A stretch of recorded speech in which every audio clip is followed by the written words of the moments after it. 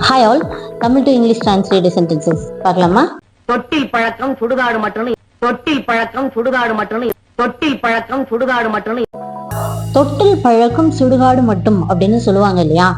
அதுக்கு ஈக்குவலான ஒரு ஃபேமஸ் சேயிங்னா சென்ம புத்தி செருப்பால் அடிச்சாலும் போகாது அப்படிம்பாங்க இல்லையா? இது ரெண்டுமே ஈக்குவல் தான்.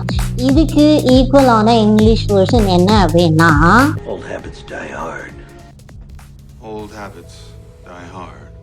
Old habits die hard. Old habits die hard. Old habits die hard. Yes, old habits die heart.